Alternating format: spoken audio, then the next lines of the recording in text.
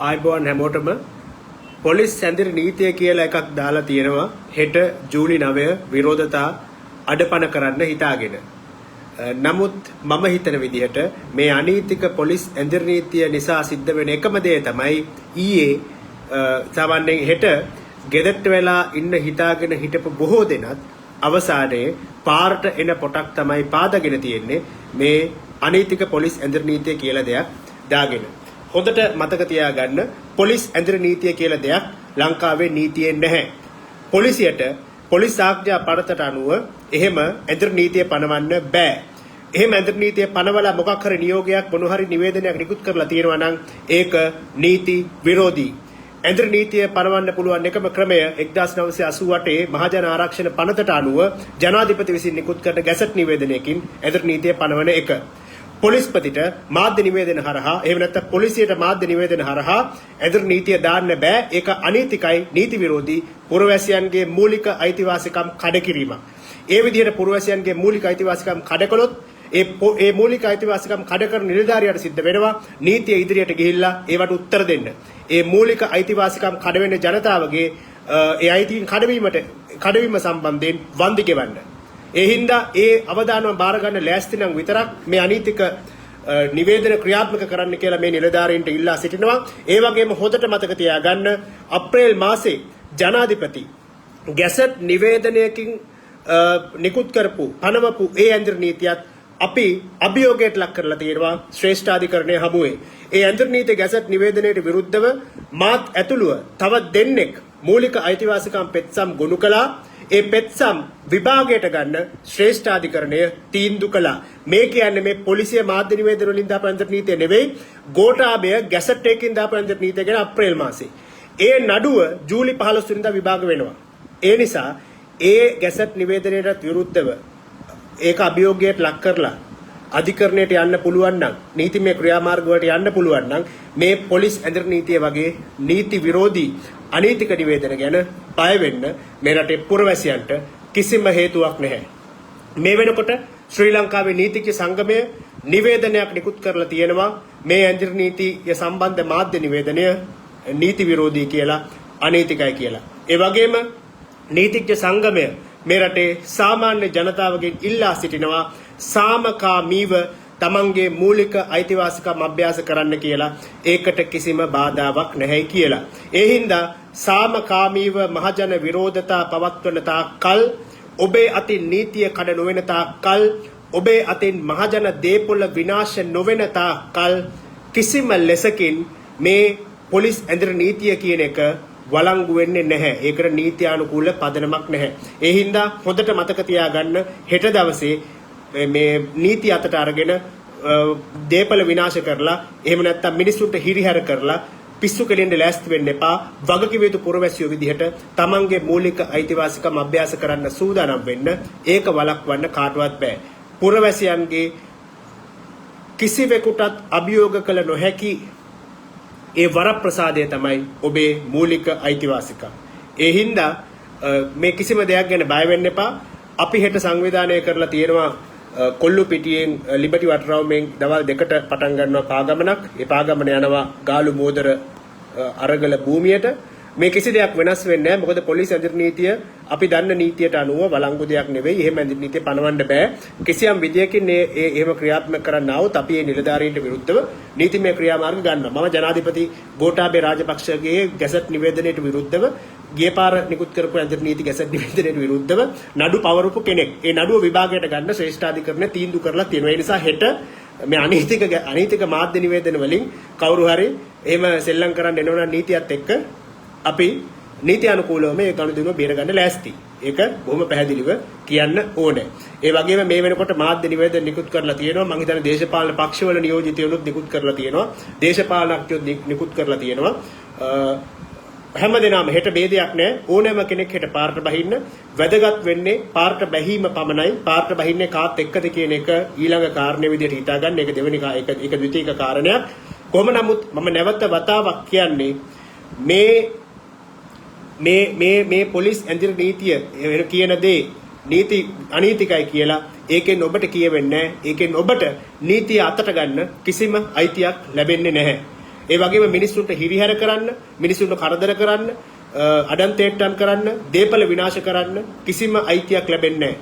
සාමකාමීව ඔබ ඔබේ මූලික අයිතිවාසිකම් ක්‍රියාත්මක කරන තාක්කල් ඔබට නීතිඥයන්ගේ උදව් හම්බෙයි, නීතිඥ සංගමයේ උදව් හම්බෙයි, සිවිල් ක්‍රියාකාරකයන්ගේ උදව් හම්බෙයි. පුද්ගලිකව අපි හැම වෙලේම එහෙම දෙයක් වුණොත් ඔබ වෙනුවෙන් පෙනී ඉන්නවා. හැබැයි ඔබ කරන හැම දෙයක්ම ප්‍රජාතන්ත්‍රවාදී රාමුව ඇතුලේ, නීතිමය රාමුව ඇතුලේ කරන්න ඔබ වග කියන්න ඕනේ. ඒතකොට හෙට දවසේ බලපවත්වන එකම දේ තමයි වගකිව යුතු පුරවැසියෙක් විදිහට ඔබට ඔබේ අයිතිවාසිකම් වෙනුවෙන් නැගී ඉන්න පුළුවන්ද කියන කාරණය. හෙට මේ ආණ්ඩුව ටෙස්ට් කරන්නේ ඒක.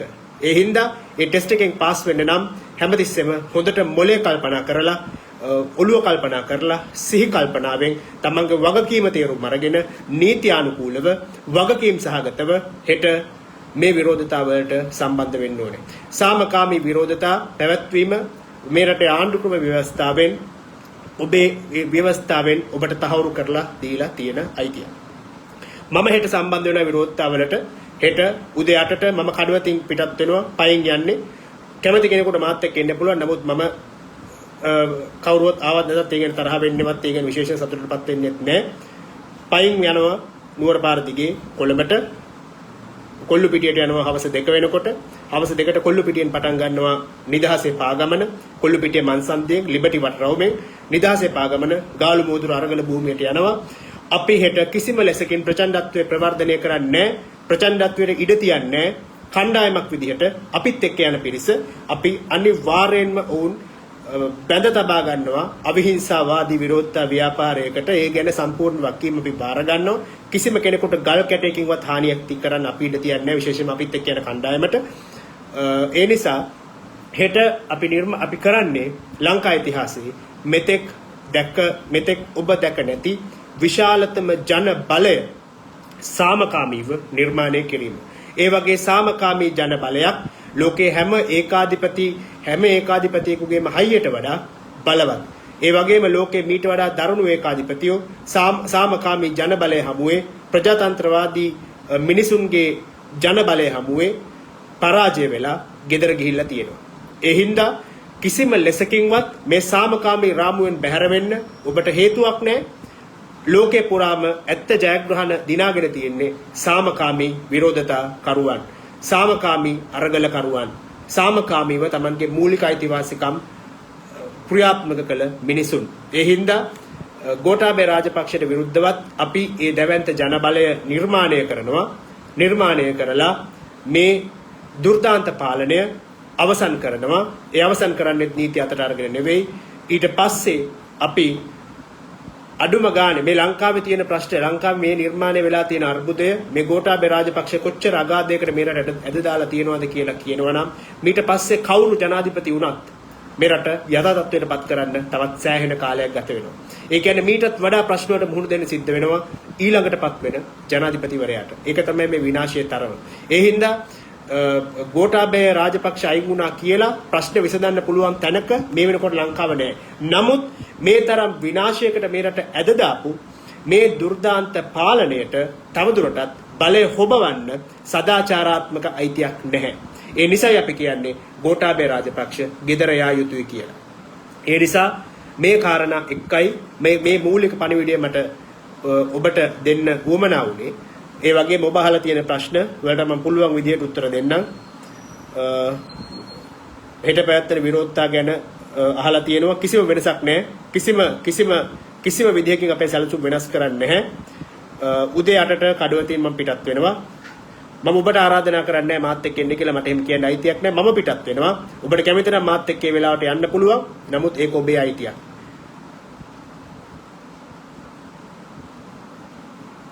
ඔබ අහලා තියෙන ප්‍රශ්න හැමෝම සුබවතලා තියෙන බොහොම ස්තුතියි. අපි මේ උත්සාහ කරන්නේ මේ රටේ ශීලාචාර, ශිෂ්ට සම්පන්න, වගකීම් සහගත පාලනයක් ගොඩනගන්න. අපි දන්නවා හෙට වෙන ආණ්ඩුවක් පත් කළා කියලා ලංකාවේ කේතුමති රජදහන පහළ වෙන්නේ නැහැ කියලා.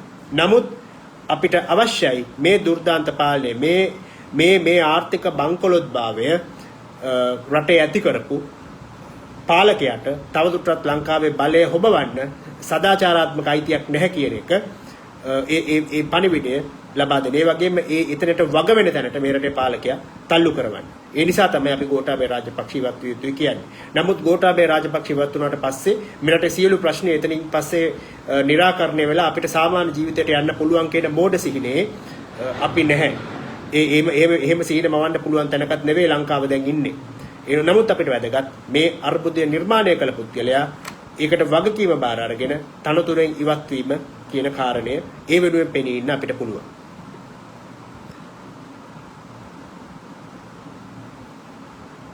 වහල් තියෙන ප්‍රශ්න ඇඳුරු නීතිය දාලා මේක නවත්වන්න පුළුවන්ද කියලා අහලා තියෙනවා. ඇඳුරු නීතිය දාලා මේක නවත්තන්න පුළුවන් නම් අප්‍රේල් මාසෙම මේක නවත්තලා ඉතින් ඇඳුරු නීතිය දාලා අප්‍රේල් මාසෙත් නවත්තන්න බැරි වුණා නම් අප්‍රේල් මාසේ දවස් ගාණක් ඇඳුරු නීතිය දාලා තිබ්බා. අප්‍රේල් මාසෙත් ඇඳුරු නීතිය දාලා මේක නවත්තන්න බැරි වුණා නම් ඔබ හිතනවා දැන් මේක ඇඳුරු නීතිය දාලා නවත්තන්න පුළුවන් කියලා. කවදා වෙනකන් ඇඳුරු නීතිය දාන්නද? කවදා වෙනකන් මිනිස්සුන්ව මේ විදිහට කොටු කරලා තියන්නද? බය කරලා තියන්නද? මේ අනීතික ඇඳුරු නීතිය මොනවද කරන්න පුළුවන්? මේ රටේ මිනිස්සු මං හිතන්නේ මේ මිනිස්සු හරක් කියලාද මේ පාලකයෝ හිතන්නේ මිනිස්සු කියන්නේ තමන්ගේ අයිතිවාසිකම් ගැන කිසි දෙයක් නොදන්න තොත්ත බබාලා කියලාද මේ රටේ පාලකයෝ හිතන්නේ? ඇයි පාලකයෝ හිතන්නේ නැත්තේ මේ අපි ජීවත් වෙන්නේ ඩිජිටල් යුගයේ කියලා? ඇයි ඒගොල්ලෝ හිතන්නේ නැත්තේ මේ අපි ජීවත් වෙන්නේ තොරතුරු වලට ප්‍රවේශ වෙන්න අසීමිත අවකාශයක් තියෙන ලෝකයක කියලා? මේ වෙද්දි මේ සම්බන්ධයෙන් නීතිඥ සංගමේ සභාපතිවරයා නිකුත් කරපු නිවේදනය අන්තර්ජාලයේ මේ විනාඩි ගාණක් ඇතුළත 2500ක් විතර ෂෙයා කරලා තියෙනවා. ඉතින් මේ රටේ මිනිස්සු මෝඩියෝ නෙවෙයි. මේ රටේ මිනිස්සු හරක් නෙවෙයි. මේ රටේ මිනිස්සු තමන්ගේ අයිතිවාසිකම් ගැන දන්නවා. අපි මහන්සි වෙන්නේ මේ රටේ නිකම් මිනිස්සු නෙවෙයි පුරවැසියෝ නිර්මාණය කරන්නේ. පුරවැසියෝ කියන්නේ පාලකයන්ට සෙල්ලම් කරන්න පුළුවන් જાතියක් නෙවෙයි. පාලකයෝ කියන ඕන දෙයක් කට අරගෙන බලන් ඉන්න පාලකයෝ කියන ඕන බොරුවක් කට අරගෙන අහගෙන ඉන්න જાතියේ මෝඩියෝ ටිකක් නෙවෙයි. පුරවැසියෝ කියන්නේ තමන්ගේ අයිතිවාසිකම් දන්න පිරිසක්, තමන්ගේ අයිතිවාසිකම් වෙනුවෙන් පෙනී ඉන්න පිරිසක්, තමන්ගේ අයිතිවාසිකම් වෙනුවෙන් සටන් කරන පිරිසක්. ඒ හින්දා මේ පුරවැසියොත් එක්ක අපි පුරවැසියෝ නිර්මාණය කරනවා. ඒ වෙනුවෙන් අපි පරිම උත්සාහය දරනවා. මේ පුරවැසියන් එක්ක සෙල්ලම් කරන්න එපයි කියලා මේ රටේ පාලකයන්ට කියන්න ඕනේ. ගෝඨාභය විතරක් නෙවෙයි මීට පස්සේ එන පාලකයන් පවා මේ රටේ පුරවැසියන් එක්ක සෙල්ලම් කරන්න පටන් ගත්තොත් අත් වෙන්නේ මේ වගේ මීරණමක් තමයි මිනිස්සුන් නැගී සිටිනවා. මිනිස්සු නැගී සිටින තමන්ගේ අයිතීන් වෙනුවෙන් මේ මීට අවුරුදු 20කට 25කට කලින් එහෙම නැත්නම් මීට අවුරුදු 40කට 50කට කලින් හිටපු පරම්පරාව නෙවෙයි දැන් ඉන්නේ ලංකාවේ. හාමු මහත්තයා එනකොට සාලුව අතට අරගෙන කානුවට බහැපු මිනිස්සු නෙවෙයි ලංකාවේ දැන් ඉන්නේ. ඒක අපි තේරුම් ගන්න ඕනේ. ඒ නිසා ඒකත් එක්ක අපි මේ කාරණේ අවබෝධ කරගන්න ඕනේ. හෙට ගෝඨාභය රාජපක්ෂ සම්තුලන ඉවත් වීමක් සිදු නොවුනොත් ඉදිරි සැලසුම් සහ ජනතාව ක්‍රියා කළ යුත්තේ කෙසේද? ගෝඨාභය රාජපක්ෂ එහෙම ලේසියෙන් ඔයාලා මේක බාර ගන්න කියලා තනතුරු අතහැරලා යයි කියලා ඉල්ලාස් වෙලා යයි කියලා අපි හිතන්නේ මම පුද්ගලිකව හිතන්නේ. නමුත් මේ රටේ ජනතාවට අයිතියක් තියෙනවා.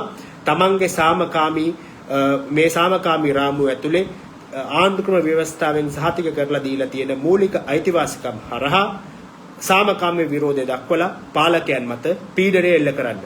මහජන විරෝධතා කියලා කියන්නේ පාලකයෝ මත පීඩනය එල්ල කරන මෙවලමක්. ගෝඨාභය රාජපක්ෂ නෙවෙයි ඉදිරි දශකය ඇතුළත ලංකාවේ මොන පාලකයා ලංකාව බාරගත්තත් මෙරට මිනිස්සුන්ට සිද්ධ වෙනවා මේ මෙවලම භාවිතා කරලා දිගින් දිගටම පාලකයන්ට පීඩන එල්ල කරන්න හරි තීරණ ගනිලා නිවැරදි පාරේ ඵලයල්ලා නිවැරදි ප්‍රතිසංස්කරණ කළපරලා ජනතාවගේ ප්‍රශ්න විසඳපල්ලා කියලා මේ වගේ අර්බුද වලට මුහුණ දෙන හැම සමාජයකටම සිද්ධ වෙන කාරණයක් තමයි යෝක. මෙරට එතකොට මිනිස්සු ඊටාම අවදියෙන් ඉන්න ඕනේ තමන්ගේ පාලකයන් මොනවද කරන්න කියන කාරණේ. ඒකයි පුරවැසියන් නිර්මාණය කිරීම ඊටාම වැදගත් වෙන්නේ. ඒ නිසා ගෝඨාභය රාජපක්ෂ එච්චර ලේසියෙන් ඉවත් වෙලා කියලා අපි හිතන්නේ. නමුත් රටේ පුරවැසියන්ට බාරයි සාමකාමී රාමුව ඇතුලේ පීඩනය එල්ල කරලා දිගින් දිගට මේ තමන් කරපු වැරදි වලට වග වෙන තැනකට මේ රටේ පාලකයන් පත් කරන එක. තමන් කරපු වැරදි වලට accountable වෙන තැනකට මේ රටේ පාලකයන් පත් කරන එක.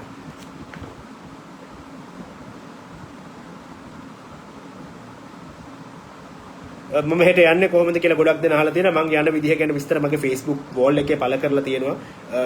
පහුගිය දවස් 2-3 තුල මම මේක කිව්වා. නමුත් මම මේක සංවිධානාත්මකව කරන දෙයක් නෙවෙයි. මම තනියම යනවා. ඔබට පුළුවන් එකතු වෙන්න. ඒ විස්තර ඔබට බලන්න පුළුවන් මම Facebook එකේ පළ කරලා තියෙනවා. Facebook blog නොකළොත් මම හෙට live එකක් දෙන්නම් යන අතරේ. දුම්රිය නවත්තලා තියෙනවා කියලා කියනවා. මම හිතන්නේ දුම්රිය මේ පොදු ප්‍රවාහනයේ හෙට ක්‍රියාත්මක වීම සම්බන්ධයෙන් බරපතල සැකයක් මටත් තියෙනවා. නමුත් මම දැක්ක ගොඩක් දෙනා අද කුරුණෑගල මම දැක්ක පිරිසක් බයිසිකල් වලින් පිටත් වෙලා තිබුණා. ඒ වගේ මම දැක්ක ඊයේ හලාවත ඉඳන් පිරිසක් පාගමනින් එන්න පටන් ගන්න තිබේ. ඒගොල්ලෝ දවස් 3ක් පාගමන යනවා. ඊයේ අද සහ හෙට ඒගොල්ලෝ කොළඹට එන්න බලාපොරොත්තු වෙනවා. ඒ වගේම ලංකාවේ බොහෝ පිරිස් මම දැක්ක හොරණ බණ්ඩාරගම ඒ වගේ තරමක් දුර බැහැර පළාත් වල ඉඳන් පවා බොහෝ දෙනා පයින් එන්න තීරණය කරලා තියෙනවා. මම හිතන්නේ හෙට ඔබට විශ්වාසය තියන්න පුළුවන් ඔබේ කකුල් දෙක ගැන විතරයි. පොදු ප්‍රවාහනය ගැන එච්චර ලොකු විශ්වාසයක් තියාගන්න එපා. ඒ වගේම මේ ඔය විශේෂයෙන්ම දුම්රිය ගැන වුණත් දුම්රිය ධාවනය වුණොත් හොඳයි. නමුත් නොවුනොත් ඒකට බෑකප් ප්ලෑන් එකක් තියාගන්න. වැදගත් වෙන්නේ කොහොම හරි කොළඹට එන එක.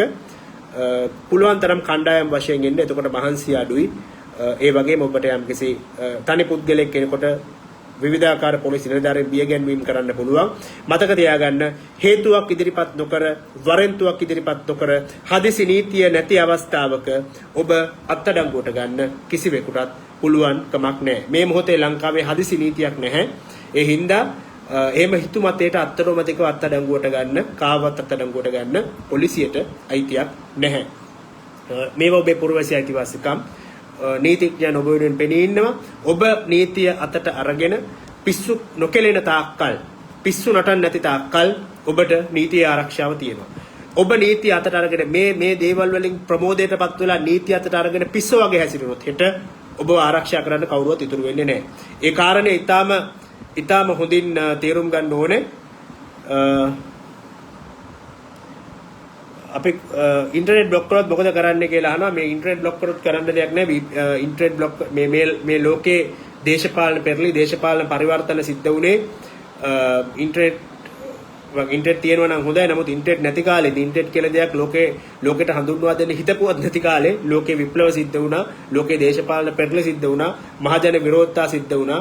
බර්ලින් තාප්පය කඩාගෙන වැටුණා. ඉතින් මේ වගේ ගොඩාක් පෙරළි පරිවර්තන ලෝකේ සිද්ධ වුණා. සාමකාමී අරගල සිද්ධ වුණා. අවිහිංසාවාදී ව්‍යාපාර සිද්ධ වුණා. ඉන්දියානු නිදහස් අරගලය සිද්ධ වුණා. මේ හැම දෙයක්ම සිද්ධ වුණේ ඉන්ටර්නෙට් කියලා જાතියක් මේ ලෝකෙ මිනිස්සු අහලවත් තිබ්බේ නැති කාලේ. ඒ හින්දා ඉන්ටර්නෙට් බ්ලොක් වුණා කියලා ඒක නෙමේ ලෝකයේ අවසානයේ. අපි ඒ වෙනුවෙන් සටන් කරමු. අපි අධිකරණයට යමු. නීතිමය ක්‍රියාමාර්ග ගමු. නමුත් ඉන්ටර්නෙට් බ්ලොක් කරයි කියලා ඒකෙන් මේ හැම දෙයක්ම නතර වෙන්නේ නැහැ. ඒ හින්දා ඒ ගැන ඕනට වඩා හිතන්න යන්න එපා. ඒකට කරන්න ඕන දේ කරමු. නමුත් එහෙම කළයි කියලා අරගලේ නතර වෙන්නේ නැහැ. ඒක ඊටාම පැහැදිලිව ඔබට කියන්න ඕනේ. ඒ වගේම ඔබට හැමදෙනාට මතක් කරනවා හෙට පස්වරු 2ට ලිබර්ටි වටරවුමට එන්න නිදහසේ පාගමන සාමකාමී පාගමනක් +1 කණ්ඩායම ඒක සංවිධානය කරන්නේ. ඒ පාගමන ගැන විස්තර මම පළ කරලා තියෙනවා මගේ වෝල් එකේ. කොල්ලුපිටිය මන්සන්දියට ලිබර්ටි වටරවුමට හවස 2ට එන්න. එතන ඉඳන් අපි ගාලු මූදුරට යනවා. ඊට පස්සේ අපි එතනින් එහාට ඇති වෙන අපි මේ අරගලේ දිගින් දිගටම අරගෙන යනවා. හැමෝම Tamanට අවශ්‍ය කරන දේවල් අරගෙන එන්න. වතුර බෝතලයක් ඒ වගේම Tamanට අවශ්‍ය කරන අත්‍යවශ්‍ය බෙහෙත් වගේ දේවල් එහෙම ගන්න ඉන්නවා නම් අරගෙන එන්න. මේ දේවල් ගැන යම් කිසි වක්කීමක නිතෝ කටයුතු කරන්න. නැත්නම් වෙලාවට බොහෝ අය කැම්පින් බෙදාගෙන දේවල් කරයි. නමුත් Tamanට අවශ්‍ය දේවල් Taman අරගෙන එන්න. එතකොට ඒක හැම වෙලාවෙම ලේසි. අනිත් අයටත් ඔබට පුළුවන්. ඒක අනිත් අයටත් ඒක පහසුවක් වෙනවා. තවත් ප්‍රශ්න තියෙනවා නම් යොමු කරන්න.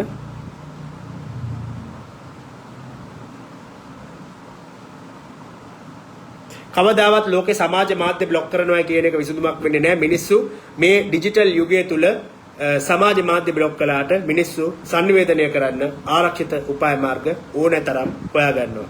සමාජ මාධ්‍ය බ්ලොක් කරයි කියලා දිනා ගන්න පුළුවන් දෙයක් නෑ.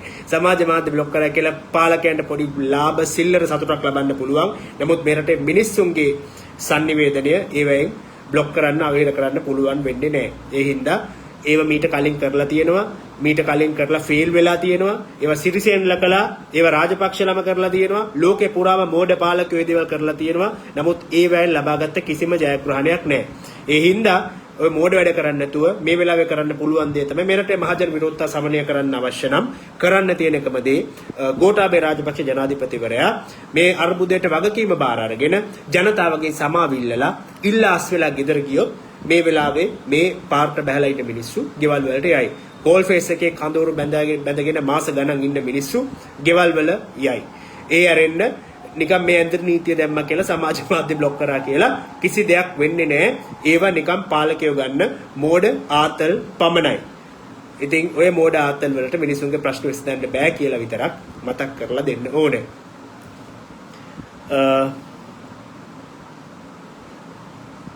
අරගල කරුවන්ට සහයෝගය දෙන්න ගෙවල් දොරවල් වල කළු කොඩි දාන්න කියලා පෝස්ට් එකක් දාන්න. ඒ කැමති දෙයක් කරන්න රෙසිස්ටන්ස් ප්‍රතිරෝධය කැමති විදිහට ඔබට දක්වන්න පුළුවන්.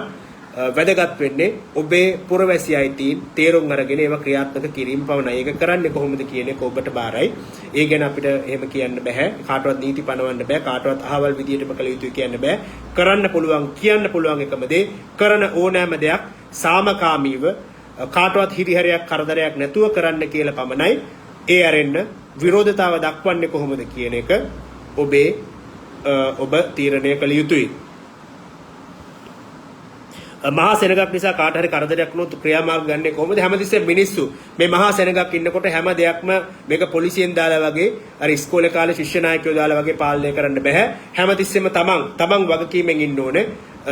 තමන් ප්‍රචණ්ඩ නොවී ඉන්න ඕනේ. තමන් කාටවත් කරදරයක් නොකර ඉන්න ඕනේ. ඒ වගේම තමන් නවට ඉන්න කිසිවෙකුටත් කරදරයක් නොකරනවා කියන තැනට තමන් වග බලා ගන්න ඕනේ. පළවෙනි දේ තමන් ප්‍රචණ්ඩ නොවීම. ඊළඟ දේ දෙවෙනි කාරණය තමන් අවට ඉන්න කාටවත් ප්‍රචණ්ඩ වෙන්න ඉඩ නොදීම. එතකොට හෙට එළියට බහින හැම මිනිස්සයටම ඕක කරන්න පුළුවන් නම් හෙට දවසේ සාමකාමී විරෝධතා දක්වලා මේ අරගලයට සහභාගී වෙන්න පුළුවන්. එතකොට කවුරු හරි කෙනෙකුට බැරි වෙනවා නම් තමන්ට තමන්ව පාලනය කරගන්න. එහෙම නැත්නම් මේ තමන්ට තමන්ගේ ආවේගයන් පාලනය කරගන්න බැරි කෙනෙක් ඉන්න